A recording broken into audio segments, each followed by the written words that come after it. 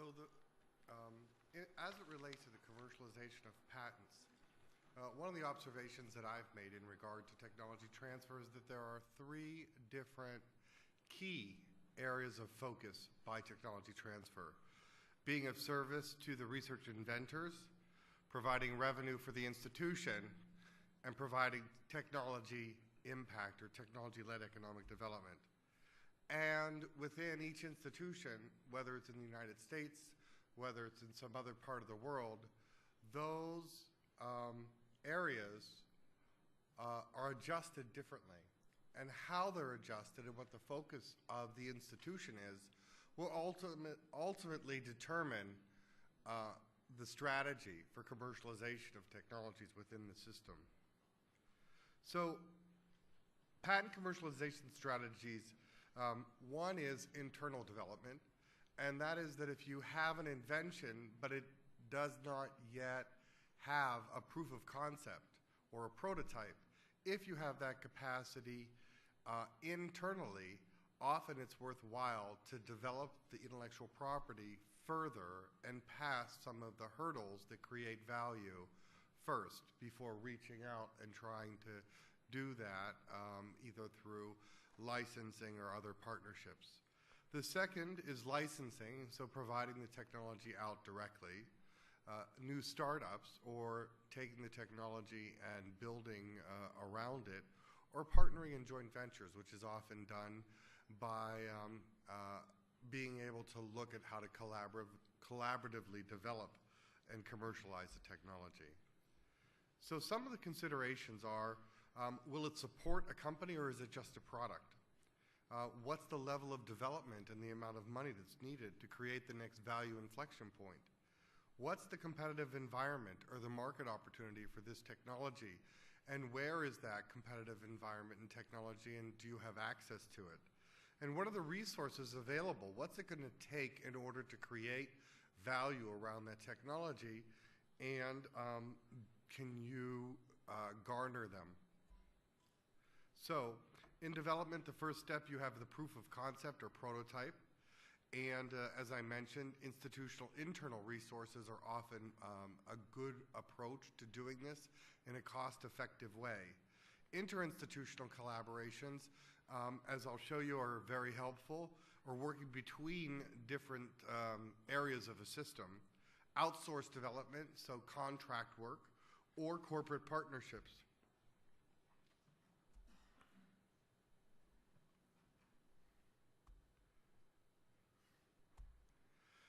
Then funding is critical in order to be able to develop a technology. So those sources of funding can be internal from the government, angel funding, venture funding, or strategic investors. And then management is a key part. So being able to look at what you have internally, whether it's your business school, entrepreneurship programs, your accelerators or incubators, the alumni networks of people that have a relationship to your institution, entrepreneurs in residence, so having people that are experienced that come in and provide support for multiple startups and act often as interim management, or utilizing corporate executives as mentors. So some of the benefits are resource sharing, gaining a critical mass of companies, which takes time, knowledge management, and increasing affinity.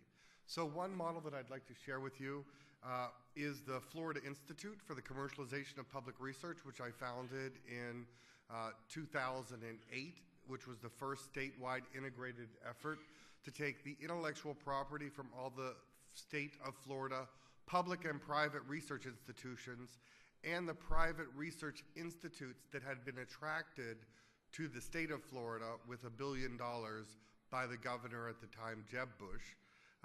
And that attracted Scripps, Torrey Pines, Max Planck, Burnham, SRI, Draper, and others.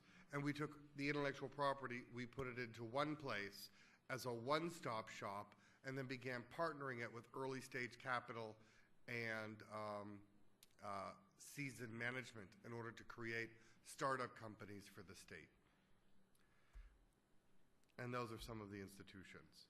And the goal specifically was that not just in Florida, but really everywhere in the United States, The fastest growing segment of the economy is startup companies. It's small, early stage companies, and it's technology companies that yield the highest wages and gain the highest value over the shortest period of time. So many of the state economies, even the national economy of the United States, is looking at how to support and accelerate technology-based startups. Another model I'd like to share with you is MRUN. MRUN is the Midwest University Research Network.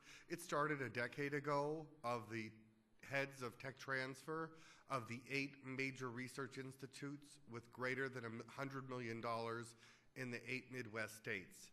And about 6 months, I engaged in that organization as the managing director and now vice president to restructure the organization to focus on the 14 Midwest states, 2 provinces of Canada, and incorporate not just the large research institutes, but all of the key research institutes, the federal laboratories, the accelerators for technology startups, and the angel investment groups and key angel investors in order to create a board now of 50 that's focused on commercialization.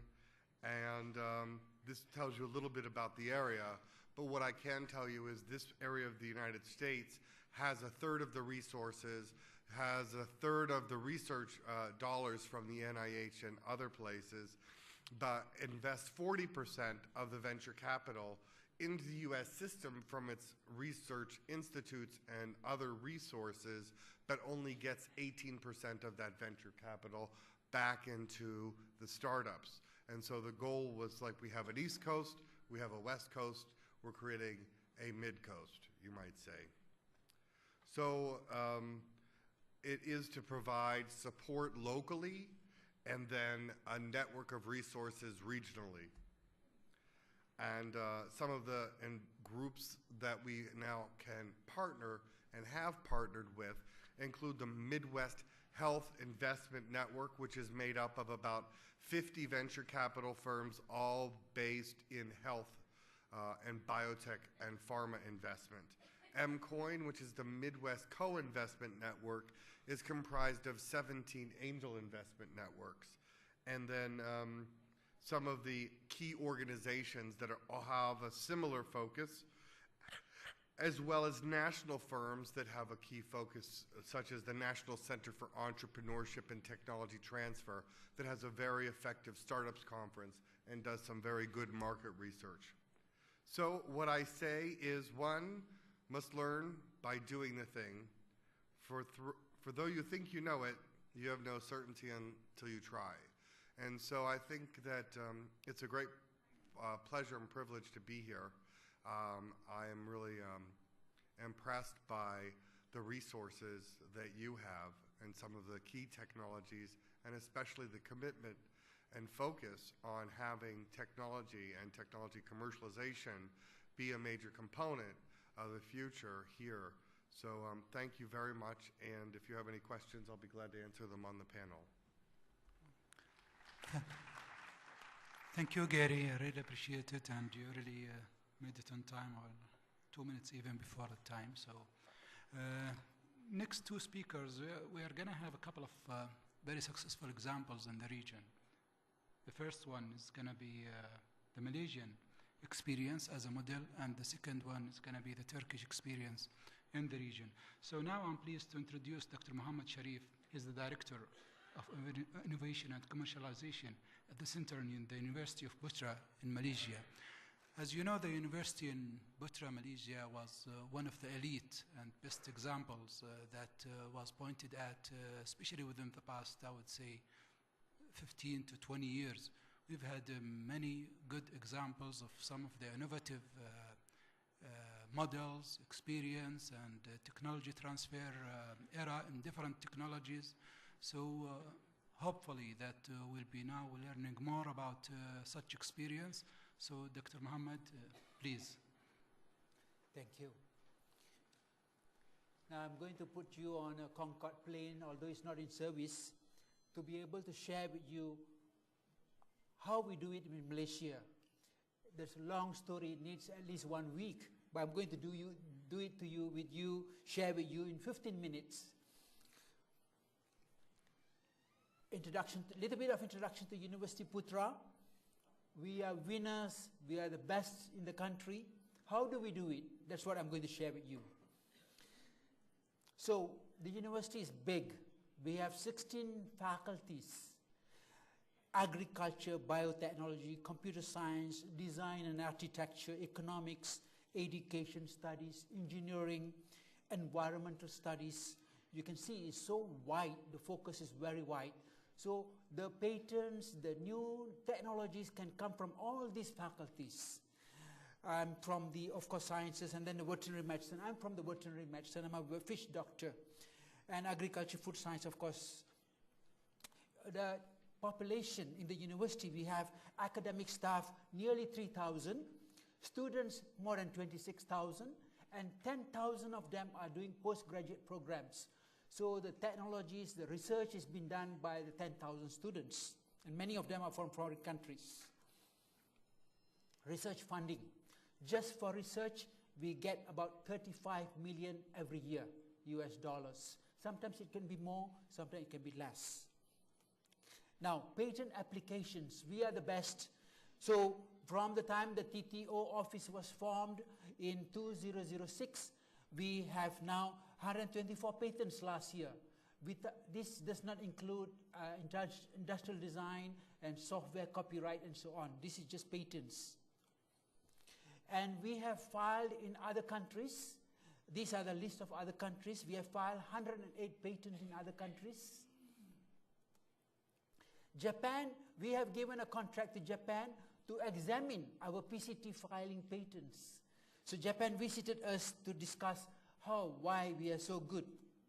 So in terms of gross sale for our commercialized products, we have more than 10 million gross sales, 45 commercialized products from the university, my university that I come from, patent granted 99, patent pending 600 over, industrial design 63. We were the winning for Malaysia. We were the best model for 2008. This week is Intellectual Property Week. We are again the winner for last year. On 28th, we will be given another award. Just to share with you what we commercialize. So we have fertilizer. Fertilizer is very important to grow. It's an agriculture-based country. And the government has given us a 3-year contract to buy our fertilizer. We have poultry vaccines. We have virus detection in shrimp, probiotics for chicken, road making, how to make good roads, telecommunication systems for engineering product, checking for milk adulteration with water. So this is just an example, not the total. This was sold in many countries, Australia, India, Indonesia, so it is international. This is also won the WIPO gold medal for being the best invention. And this is another product sold in many, many countries. Of course, this is from a different university. But you can see, to be successful, you must go global. You must go international. How do we do it in the university? Why are we successful? What is our approach? Establish a high profile, very, very important TTO office. This is our structure. We had a director, I was the director. We had a deputy director for commercialization, deputy director for promotion and training, a deputy director for IP and contract research. And we had our own legal officer in our office. And we had 26 staff members. So don't expect an office to operate with 2 people. Cannot, it would not work. TTO office must have the right expertise. We send our people for training all over the world. These are just list of trainings: commercialization, globalization, technology licensing in Taiwan, patent drafting to Singapore, negotiation skills, just to give you some ideas. Intellectual property education, training, IP trainers in Japan, again in Singapore, business incubator, we send them to US. So a lot of training, a long list of it. Bulletproof patent, this is very, very important. Innovation in higher education, professionalism in IP management and so on. Technology management, transfer managers. So we do all sort of training. Get our staff trained. They should know what they're doing. They should know how to do it.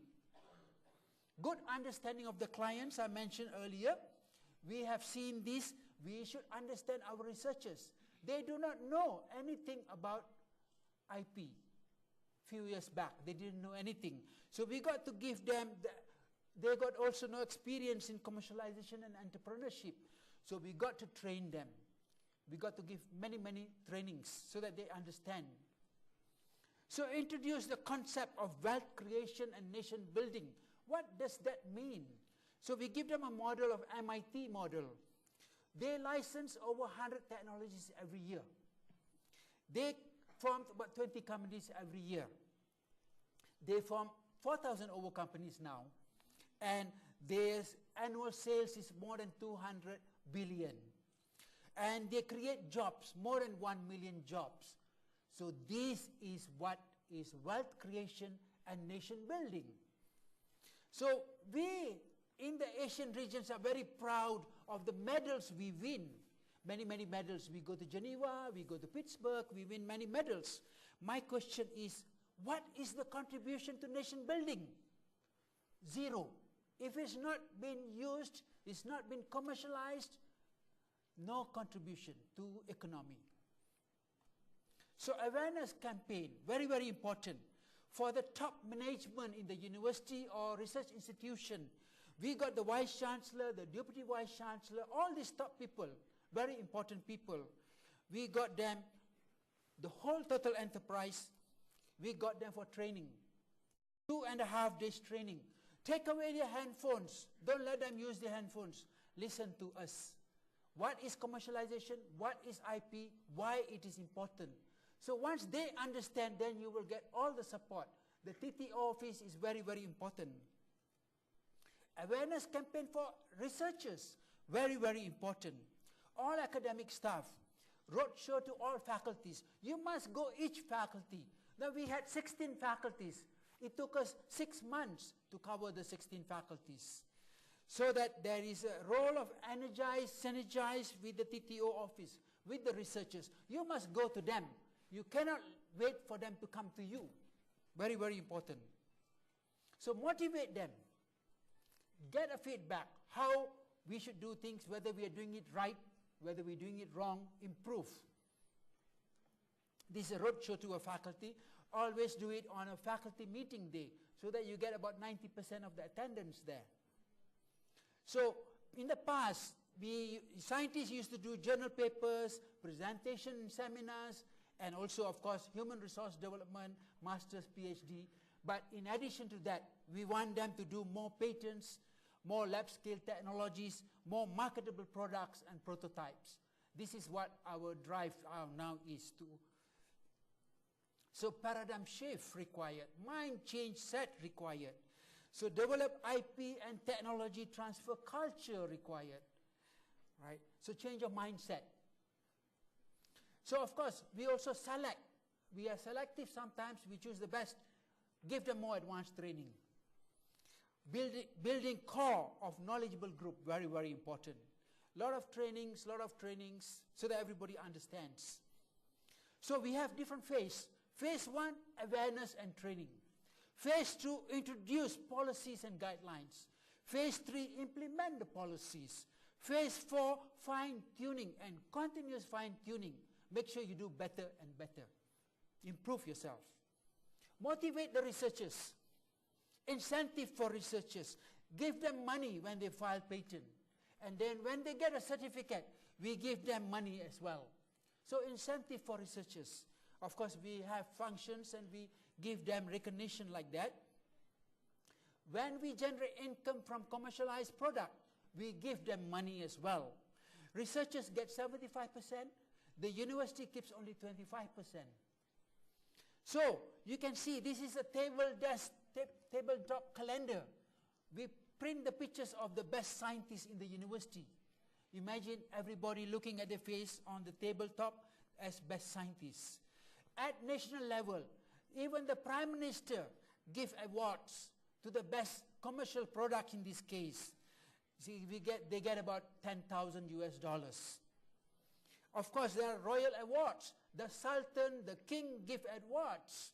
So you get Dato title. It's just like in UK, you get the Sir. So that's how we motivate them. And we tell them, never give up. Nothing is impossible. You can do it. That's how we tell them. IP disclosure, this is how we do IP disclosure. We do it every 2 weeks before when we started. Now we do it every week at one time. Learn about the technology, approve, reject, and do fine-tuning. That's what we do. We have a panel of members evaluating the disclosure, and the panel come from these different areas. So if approved, then we send for filing patent. Matchmaking with the right partner, very, very important.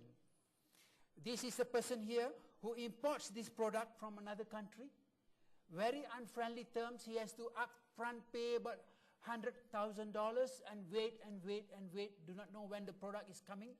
So he wanted to develop locally to make it easy. So we identify scientists. We over 4 meetings, many meetings of course. And then we agree to collaborate to develop the in-house technology, form spin-off company, and have equity in the company for the scientists, apply for funds, for upscale the technology. So we do all that during the meetings. Of course, we have to sign a non-disclosure agreement. So this is how the flow chart is. The researchers make a presentation to the Innovation Center, or the client comes to us to seek for technology. And then it goes through the process of many meetings, making presentation, depending who wants the technology, the scientist or the company. And then we receive the offers, and then it goes through several rounds of meetings, and then of course final approval from the university and the university board. Technology transfer, make it easy, make it flexible. Don't have very rigid rules. So if we have a patent or technology, this is what we do. We do licensing, we collect royalty, we negotiate what is best for all parties, or we form spin-off companies, or we assign the technology to the company, or we provide consultancy. It can depend what they want. It could be a mixture of things, providing consultancies, licensing, and everything else. It depends the needs of the company. So we also give equity to the researchers, depending on the negotiations that take place. So the researcher can have a sense of belonging if he is given an equity in the company. So commitment is greater in this case. IP protection, very, very important. Panel members who listen to the disclosure have to sign non-disclosure agreements. Documents only distributed during meetings. Nobody can remove documents out of the meeting room. And of course, documents are kept in a safety cabinet. No circulation of documents, confidential, strictly confidential.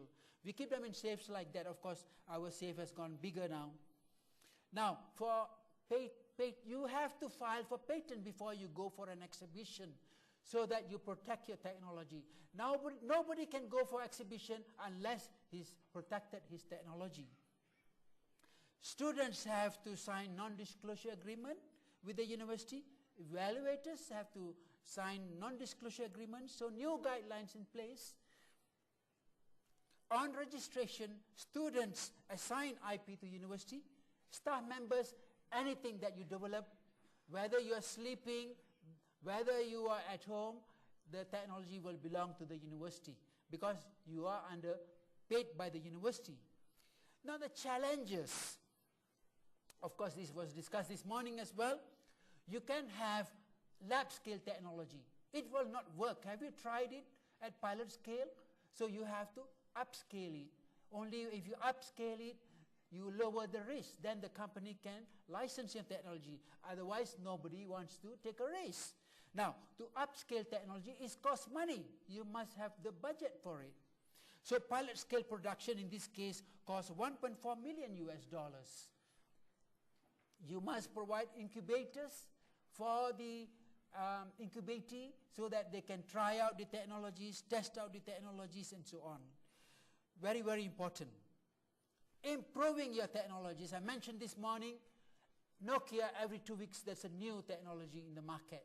So similarly to that, you have to keep improving your technology. If you have a diagnostic kit that takes 4 hours, you must cut down maybe to 15 minutes. So you must improve your technology. Make it cheaper, make it better, make it faster. All right? So of course, we have to work with regional and global partners. You cannot be looking at the local market. It may not be sustainable. Of course, we have SRI on our panel. We go to SRI, they come to us for training and so on. I think they are here this week to train people in Saudi. We also work with regional countries. Of course, Rawafik, they work together with us. They do research. They use our facilities, our expertise, and so on. Patent challenges, of course. Patent is very, very difficult. It's non-tangible, difficult to evaluate. Let me share with you something. A company offered us 200,000. The final offer was 4 million. How did you do it?